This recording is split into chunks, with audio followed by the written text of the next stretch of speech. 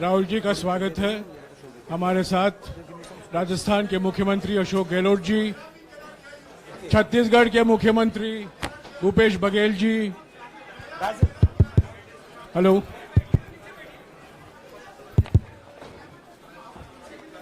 Doctor अभिषेक सिंघवी और हमारे संगठन के महामंत्री केसी वेणुगोपाल जी मौजूद हैं। मैं राहुल जी से गुजारिश करूंगा, वो पहले आपको संबोधित करेंगे, बाद में आपका सवाल जवाब लेंगे। राहुल जी। नमस्कार। मैंने आप सब से काफी बार बोला है कि हिंदुस्तान में लोकतंत्र पर आक्रमण हो रहा है और इसका हमको हर रोज नए नए उदाहरण मिल रहे हैं। सवाल मैंने एक ही पूछा था,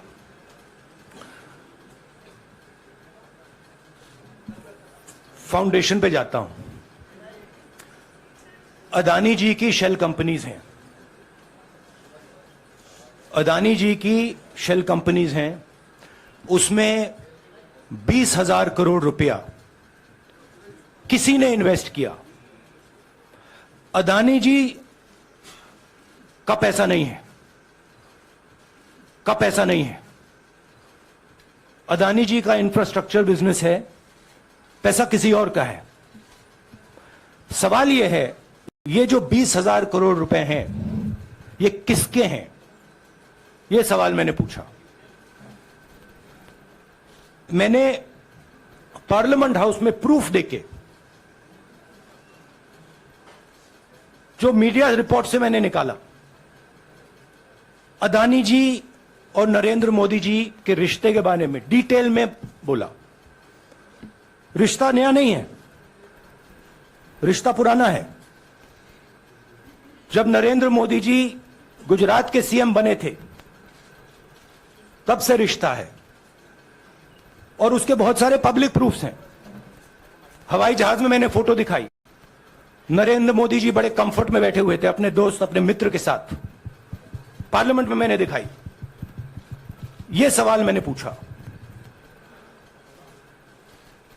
फिर मेरी स्पीच को एक्सपंज किया गया। मैंने स्पीकर को डिटेल चिट्ठी लिखी, पॉइंट बाय पॉइंट, कि मैंने कहा कि एयरपोर्ट्स अदानी जी को रूल बदल के दिए गए हैं। ये लीजिए रूल की कॉपी, उसको बदला गया है। चिट्ठी लिखी, कोई फर्क नहीं पड़ा। फिर मेरे बारे में मंत्रियों ने पार्लियामेंट में झूठ बोला, बोला कि मैंने विदेशी ताकतों से मदद मांगी। मैंने ऐसी कोई बात नहीं की है। मैंने कहा स्पीकर से, मैंने जाके कहा, स्पीकर सर, पार्लियामेंट का नियम है कि अगर किसी मेंबर पर कोई एक्यूजेशन लगाता है तो उस मेंबर को जवाब देने का हक होता है। मैंने एक चिट्ठी लिखी, उस चिट्ठी का जवाब नहीं आया। दूसरी चिट्ठी लिखी, उस चिट्ठी का जवाब नहीं आया। फिर मैं स्पीकर के चेंबर में गया। मैंने स्पीकर सर से कहा, स्पीकर सर, ये कानून है, ये रूल है, इन्होंने झूठा आरोप लगाया है, मुझे आप बोलने क्यों नहीं दे रहे हैं? स्पीकर सर मुस्कुराते हैं, कहते मैं नहीं कर सकता। और फिर उसके बाद आपने सबने देखा क्या हुआ। सवाल पूछना मैं बंद नहीं करूंगा। नरेंद्र मोदी जी का अदानी के साथ क्या रिश्ता है और 20,000 करोड़ रुपए किसके हैं, मैं पूछता जाऊंगा। मुझे कोई डर नहीं लगता इन लोगों से। और अगर ये सोचें कि मुझे डिस्क्वालीफाई करके, धमका के, जेल में डाल के मुझे बंद कर सकते, नहीं, मेरी वो हिस्ट्री नहीं है। मैं हिंदुस्तान के लोकतंत्र के लिए लड़ रहा हूं और मैं हिंदुस्तान के लोकतंत्र के लिए लड़ता रहूंगा। किसी चीज से नहीं डरता हूं, यह सच्चाई है। अब आप सवाल पूछिए। एक एक करके प्लीज. हाँ मोहित, I'll say it in English also. Sorry. I'll say it in English also. The question begins. Few weeks back in Parliament, where I asked the Prime Minister a very specific set of questions. Question number one, 20,000 crore rupees or $3 billion are in shell companies owned by Mr. Adani. Mr. Adani could not have generated this money. He's an infrastructure business. Where did this money come from? Whose money is it? That was the first question. Whose shell companies are there? These companies are working in the defense field. Why does nobody know whose money this is? There is a Chinese national involved in this. Why is nobody asking the question, who is this Chinese national? That was the first question. Second question was, set of questions with proof. What is the Prime Minister's relationship with Mr. Adani? I showed a picture of the Prime Minister and Mr. Adani's plane relaxing. I gave documentation about the defense industry, about the airports, about statements made in Sri Lanka, about statements made in Bangladesh, pictures of Mr. Narendra Modi sitting with the State Bank chairman in Australia. And I put this proof on the table. Immediately after that, the BJP started its work. My speech was expunged. I wrote a letter to the Speaker with a detailed explanation on the defense industry, on the airports, with press clippings, supporting documents, legal documents, and said, this is the supporting foundation of my speech. I have not made this speech, I have not invented this. This is detailed research, here it is. Nothing happened. Nothing was revoked. My speech today is not part of the record of Parliament. The same, by the way, was done with Mr. Kharge. After that, BJP ministers lied about me in Parliament. They made the statement to distract from the Adani issue. The whole game, disqualification, and all these statements are to distract from the central question, whose money is it? 20,000 crores, whose is it? Kiska hai ye? That's the main question. The whole thing is to distract. So, they said that I've asked foreign forces to help India. Most ridiculous statement. I have never made such a statement. You can look at all the conversations I had in the United Kingdom. Not one such statement was made. In fact, I said this is India's problem. India has to resolve this problem, right? A minister lies on the floor of the House. I wrote to the Speaker and I said, Speaker, sir, it is my right as a member of Parliament, when somebody makes an accusation, to state my position. Please let me state my position. The first letter is not answered. I then write a second letter with more details, saying the names and what was said. Still no answer. I then go to the Speaker's chamber and I say, Speaker, sir, what is going on? We live in a democracy. You are the defender of that democracy. Why are you not letting me make my statement? The Speaker smiles and says, I cannot do that. Come and have a cup of tea with me. Right? So this is the whole drama that is being orchestrated to defend the Prime Minister from the simple question, whose 20,000 crore rupees, whose $3 billion went to Mr. Adani shell companies? हाँ जी मोहित, एक minute, सबको मौका मिलेगा. राहुल जी, मोहित दुबे हूं मैं. मेरा सवाल ये है कि आप शहीदों. By the way, sorry, I just need to finish that. I left out a part. Look, I am here defending the democratic voice of the Indian people. I will continue to do that. I am not scared of these threats, of these disqualifications, of these allegations, of these prison sentences. I don't care. I'm not scared of them. Okay? These people don't understand me yet. I am not scared of them. They are used to everybody being scared of them. I am not scared of them. Right? And I will continue to ask the question, what is the Prime Minister's relationship with Mr. Adani? It is an old relationship. It is a relationship that began when he was Chief Minister of Gujarat. Mr. Adani constructed the idea of Resurgent Gujarat, organized all that. This is a partnership. It's a close partnership. I'm going to keep asking that question. Rahul ji, मैं मोहित दुबे हूं। मेरा सवाल यह है कि आप शहीदों के परिवार से आते हैं। आपकी दादी भी डिस्क्वालीफाई हुई, जनता के बीच गई, आप सत्ता में वापस आए। आज के दौर में राहुल गांधी भी डिस्क्वालीफाई हो गए हैं, क्योंकि तमाम आपने इश्यूज को उठाया, चीन के इश्यूज को उठाया। क्या राहुल गांधी भी जनता के बीच में जाएंगे और वही वापसी फिर से करेंगे? राहुल गांधी भारत जोड़ो यात्रा में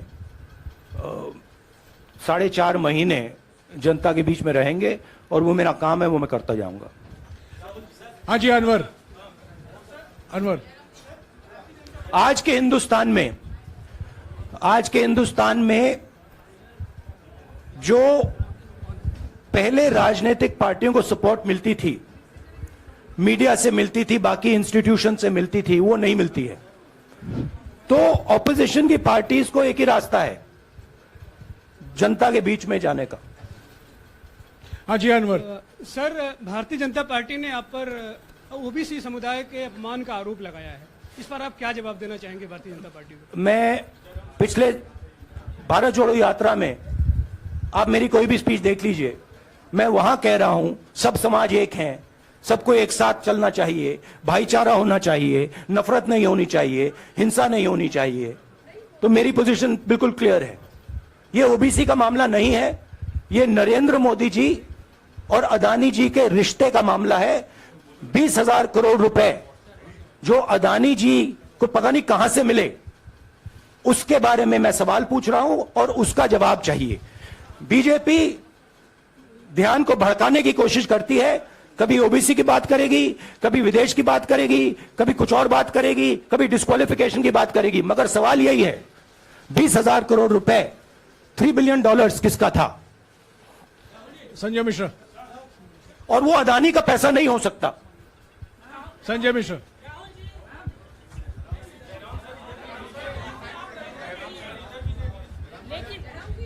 आपने कहा आप डरते नहीं हैं, लेकिन स्टेट के टारगेट पे हैं और स्टेट आपके खिलाफ है, पूरी स्टेट, पूरी मशीनरी आपके खिलाफ है। ऐसे में आपके सामने चैलेंजेस बहुत बड़ा है, तो रास्ता क्या है, रणनीति क्या है? देखिए भैया, चाहे स्टेट हो, चाहे कुछ भी हो, मैं सच्चाई को देखता हूं।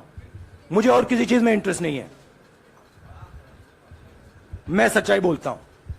राजनीति में यह फैशनेबल बात नहीं है, मगर यह बात मेरे खून में है। मैं और कोई रास्ता निकाल ही नहीं सकता हूं।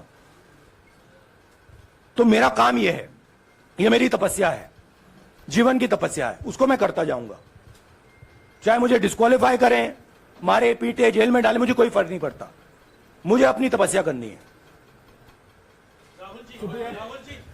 इस देश ने मुझे सब कुछ दिया है। शांत हो जाइए। इस देश ने मुझे सब कुछ दिया है, प्यार दिया है, इज्जत दी है, इसलिए मैं ये करता हूं। हाँ, Supriya. Sir, Rahul sir, BJP के जो लीडर्स आप पे अटैक कर रहे हैं उस पर आप क्या कहेंगे? और इसके अलावा वायनाड, वहां पर जब से खबर गई है, वहां पे लोग बहुत डिसबिलीफ में हैं, प्रोटेस्ट भी इरप्ट हो रहा है। आप अपनी कॉन्स्टिट्यूएंसी के लोगों को क्या कहना चाहेंगे? नहीं, मैंने सोचा है कि मैं अपनी, देखिए, मैंने कॉन्स्टिट्यूएंसी में भी बोला कि वायनाड के लोगों के साथ मेरा पारिवारिक रिश्ता है, फैमिली प्यार का रिश्ता है। तो मैंने सोचा कि मैं वायनाड के लोगों के लिए अपनी एक चिट्ठी लिखूं उनके लिए कि मेरे दिल में उनके लिए क्या है। तो वो तो मैं रिजॉल्व कर दूंगा। उनका, देखिए, बीजेपी के नेताओं का काम यही है। देखिए, वो सब नरेंद्र मोदी जी से डरते हैं, कारण आप जानते हो। नरेंद्र मोदी जी ने कहा कि देखिए, ध्यान हटाना है। वो सब जानते हैं अदानी जी और नरेंद्र मोदी जी का रिश्ता, सारे के सारे जानते हैं क्या रिश्ता है, सब जानते हैं, मगर डरते हैं। तो अगर नरेंद्र मोदी जी ने उनसे कहा कि भैया ध्यान उधर करो, ध्यान उधर करेंगे। मगर सवाल यही है 20,000 करोड़ रुपए किसका है? हाँ जैनेंद्र राहुल जी पूरी कांग्रेस पार्टी, सर पूरी कांग्रेस पार्टी ये कह रही है कि आप चाहे वो गुजरात की कोर्ट ने आपको सजा सुनाई या आपका निलंबन हुआ, ये सब कुछ केंद्र सरकार प्रधानमंत्री के इशारे पर हो रहा है। लेकिन बीजेपी कह रही है कि कानून ने अपना काम किया है। तो जो ये दलील है कि कानून ने आपको सजा दी है और उसी की वजह से आपका निलंबन भी हुआ है, इस पर आप क्या देखिए, लीगल मैटर पर ये हुआ है। लीगल मैटर है। मैं हिंदुस्तान के लीगल सिस्टम को रिस्पेक्ट करता हूं। मैं लीगल मैटर पे इस प्रेस कॉन्फ्रेंस में बात नहीं करना चाहता हूं। हाँ संजीव, अगर आपके लीगल सवाल होंगे तो आप हमारी लीगल टीम से पूछ लीजिए। Sanjeev 1 minute. Sanjeev,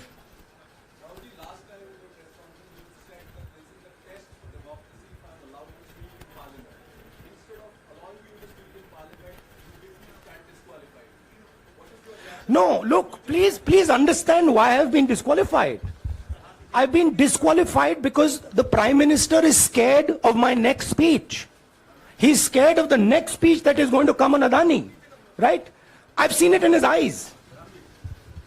So he's terrified of the next speech that is going to come, and they don't want that speech to be in Parliament.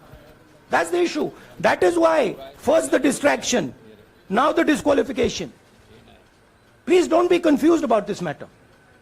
There is a deep relationship between Narendra Modi ji and Mr. Adani.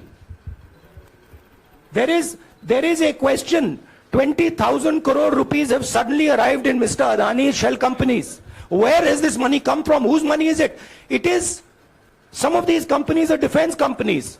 Why is the defense ministry not asking this question? Why is the defense ministry not asking the question? But please explain to us, whose money is this that is being spent on our drone development, that is being spent on our missile development, that is being spent on our ordnance production? Why is the defense ministry not asking this question? हाँ मंजरी please, एक minute मंजरी। सदस्यता की रद्द हुई तो उसके बाद बहुत सारे ऐसे विपक्षी दल जो अभी तक कांग्रेस से दूरी बना के चलते थे वो भी आपके समर्थन में आए। तो आपको क्या लगता है अब वो समय आ गया है जब सारे विपक्ष को एकजुट हो जाना चाहिए? मैं उन सब विपक्षी दलों का धन्यवाद करता हूं कि उन्होंने इस बात में हमारी सपोर्ट की और हम सब मिलके काम करेंगे। रंजीता, जिस बयान को लेकर आपको ये सजा सुनाई गई है, क्या आपको लगता है, आपको अफसोस है उस बयान को लेकर? क्या कहेंगे उस बयान पर? अब देखिए, अब ये लीगल डिस्कशन है, उस पे मैं टिप्पणी नहीं करना चाहता हूं क्योंकि ये कोर्ट में मामला है। मगर मैं जो भी सवाल उठाता हूं वो सोच समझ के उठाता हूं। हाँ जी, नीरज। राहुल जी अभी कुछ ही दिन पहले लक्षद्वीप के सांसद मोहम्मद फैजल की सदस्यता गई थी और बाद में हाईकोर्ट ने स्टे कर दिया था। अभी उनकी मेंबरशिप रीइंस्टेट नहीं हुई है। देखिए, सुन लीजिए। हाँ। राहुल जी सुन लीजिए, अभी उनकी सदस्यता रीइंस्टेट नहीं है, लेकिन चुनाव आयोग ने चुनाव की घोषणा करने के बाद उसे रोक दिया था। अगर ऊपरी अदालत से आपको स्टे मिलता है तो आपको उम्मीद है कि लोकसभा स्पीकर भी आपकी सदस्यता को बहाल कर देंगे? मुझे उम्मीद में कोई इंटरेस्ट ही नहीं है। चाहे मुझे सदस्यता मिले ना मिले, मैं अपना काम करूंगा। अगर ये मुझे परमानेंटली डिस्क्वालीफाई कर दें तो भी मैं अपना काम करूंगा। अगर मुझे रीइंस्टेट कर दें तो भी मैं अपना काम करूंगा। मुझे कोई फर्क नहीं पड़ता मैं पार्लियामेंट के अंदर हूं या बाहर हूं, कहां हूं। मैंने आपसे कहा मुझे अपनी तपस्या करनी है, मैं उसको करके दिखाऊंगा। आपके लिए नहीं, अपने लिए। रवि, एक मिनट रमन। हाँ। एक मिनट रमन।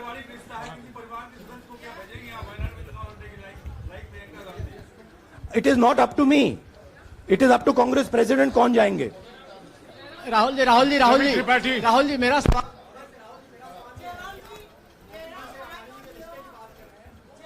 आपके यहाँ बैठे हैं। हाँ। दोनों मुख्यमंत्रियों का भी अडानी जी से रिश्ता है, उनके साथ लेन देन का मामला, उसका कहा धंधे का मामला है।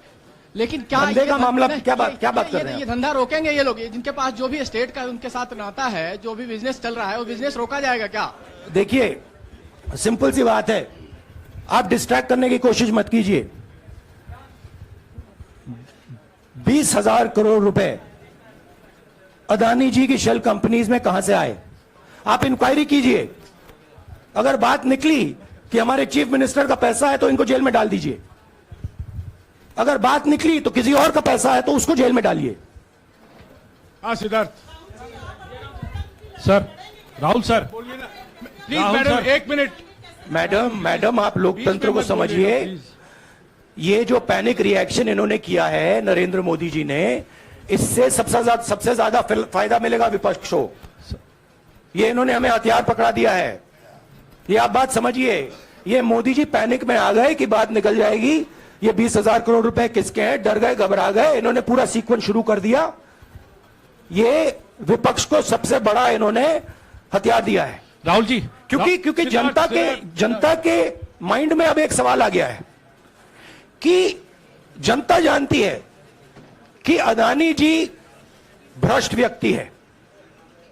अब जनता के माइंड में यह सवाल उठा है कि इस भ्रष्ट व्यक्ति को हिंदुस्तान का प्रधानमंत्री क्यों बचा रहा है। यह मतलब अब सब कुछ बीजेपी के लोग, नरेंद्र मोदी जी सब कुछ इस व्यक्ति को बचाने के लिए क्यों कर रहे हैं। दूसरा सवाल, बीजेपी के लोगों ने कहा कि अदानी पर आक्रमण देश पर आक्रमण है। मतलब इनके माइंड में देश अदानी है और अदानी देश है। बात समझिए। राहुल जी, हाँ, सिद्धार्थ। राहुल जी, मेरा सवाल आपसे ये सिद्धार्थ। है कि जब आप ये फैसला सामने आया, आपको मैक्सिमम पनिशमेंट जो है इसमें जो हो सकती है वो आपके लिए मुकर्रर की गई। इस बीच कई लोगों ने ये भी कहा, आपके पार्टी के भी एक सांसद ने कहा कि कम से कम जज को ये देखना चाहिए था कि सामने जो शख्स है वो एक गांधी परिवार से आता है। इस पर आप क्या कहेंगे? और आपको लगता है मैक्सिमम पनिशमेंट जो है आपके केस में, मैक्सिमम पनिशमेंट आपके लिए मुकर्रर की गई, क्या आपको इसके पीछे क्या कहना है आपका? वही मैंने कहा, अगर डिस्ट्रैक्शन करना है, मैक्सिमम पनिशमेंट की तो जरूरत है। मिनिमम पनिशमेंट से बात थोड़ी बनेगी। मैं तो सोच रहा था भैया 5 साल होते, 7 साल होते, 10 साल होते, वो भी मिल जाता। मुझे क्या फर्क पड़ रहा है यार Rajdeep,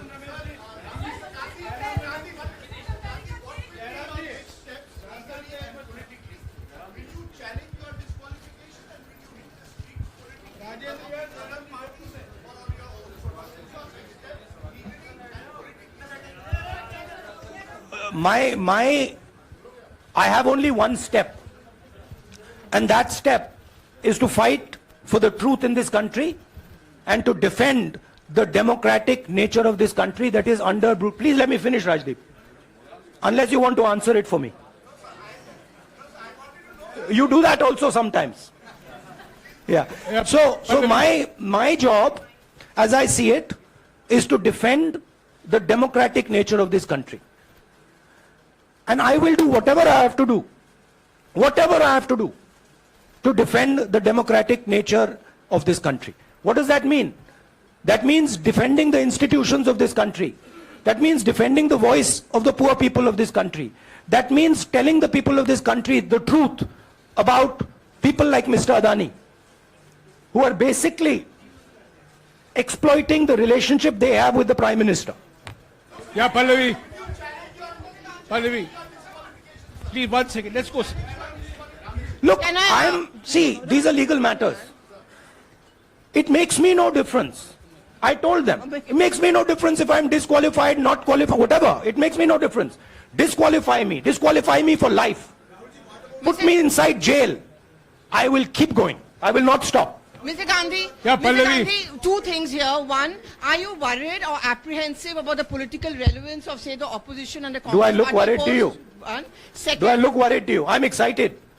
I'm happy that these people have given me the best gift they could give me. And second, Mr. Gandhi, is that BJP's reaction since yesterday is that if you hadn't torn the ordinance then perhaps you wouldn't be facing the law today. Your response to that? My response to that is that when somebody is guilty of something, they want to distract everybody's attention. Right? If you catch a thief, the first thing he says is, I didn't do it. The second thing he says, look there, look there, look there, look there. Right? That's what the BJP is doing. We have caught 20,000 crore rupees entering Mr. Adani's companies. Nobody knows whose money that is. That money cannot be Mr. Adani's money. He does not generate this type of money. So that money has come from someone. All this, OBC, disqualification, anti-national, all this is to distract from the panic that the Prime Minister is feeling. That his relationship with Mr. Adani is going to be exposed. Let me tell you, that relationship is going to be exposed. Nobody is going to stop that. It is going to happen. Because the opposition is going to press this thing until we find the answer. हाँ रवि सिसोदिया जी को दे दो. राहुल जी जो judgement आया उसको लेकर BJP ने उसको किया है कि आपने ओबीसी का अपमान किया. पूरे देश में प्रेस कॉन्फ्रेंस करने की तैयारी कर रहे हैं कि आपने ओबीसी का अपमान किया था. भैया देखिए, पहला आपका अटेम्प्ट वहां से आया, दूसरा आपका अटेम्प्ट यहां से आया, तीसरा आपका अटेम्प्ट यहां से आया. आप इतनी डायरेक्टली बीजेपी के लिए क्यों काम कर रहे हो? थोड़ी डिस्कशन से करो यार. थोड़ा घूम घाम के पूछो. क्या आपको ऑर्डर दिया है क्या? देखो मुस्कुरा रहे हैं. घूम घाम मैं आपको उदाहरण देता हूं. आप थोड़ा घूम घाम के निकाल नुकुल के बोलो. देखो ऐसे बोलो पहले, राहुल जी. हाँ, तो please if you want to work for the BJP, then bring a BJP flag symbol here and put it on your chest. Then I'll answer you the same way I answer them. Don't pretend to be a press man. Vikrant. Rahul ji हवा निकल गई. Rahul ji BJP के लोग बार बार ये बात कहते हैं कि आपने जब विदेश में जाके भाषण दिया तो उन्होंने कहा माफी मांग लेते. अभी कहा कि कोर्ट में आपसे कहा गया माफी मांग लेते. तो जब ये लोग कहते हैं राहुल गांधी माफी मांग लेते, तो राहुल गांधी क्या सोचते हैं? राहुल गांधी सोचता है मेरा नाम सावरकर नहीं है, मेरा नाम गांधी है. गांधी किसी से माफी नहीं मांगता. और मैंने कहा पार्लियामेंट हाउस में, कहा कि भैया मुझे बोलने दीजिए ना, एक बार तो बोलने दीजिए. 2 बार चिट्ठी लिखी, तीसरी बार मैं पर्सनली स्पीकर से जाके कहता हूं, स्पीकर सर प्लीज, आप डेमोक्रेसी के लोकतंत्र के आप प्रोटेक्टर हैं, मुझे बोलने दीजिए. मुस्कुरा के कहते हैं भैया मैं तो नहीं कर सकता. आप नहीं कर सकते तो कौन कर सकता है? शायद मुझे जाके मोदी जी से पूछना पड़े, वो तो करने नहीं देंगे. तो मेरा जो पॉइंट है, इस देश में लोकतंत्र खत्म हो गया है. इस देश के लोग जो इनके दिल में है, हमारे दिल में है, बोल नहीं सकते हैं. इस देश के इंस्टीट्यूशंस पर आक्रमण हो रहा है. और उस आक्रमण का मैकेनिज्म क्या है? उस आक्रमण का मैकेनिज्म नरेंद्र मोदी जी और अदानी जी का रिश्ता है. वो फाउंडेशन है. मैं नरेंद्र मोदी जी पर सवाल नहीं पूछ रहा हूं, मैं अदानी जी पर सवाल पूछ रहा हूं. बीजेपी अदानी जी को क्यों प्रोटेक्ट कर रही है? आप नरेंद्र मोदी जी को प्रोटेक्ट कीजिए. मैं अदानी जी पे पूछ रहा हूं, आप अदानी जी को क्यों प्रोटेक्ट कर रहे हो? आप इसलिए अदानी जी को प्रोटेक्ट कर रहे हो क्योंकि आप ही अदानी हो. Thank you.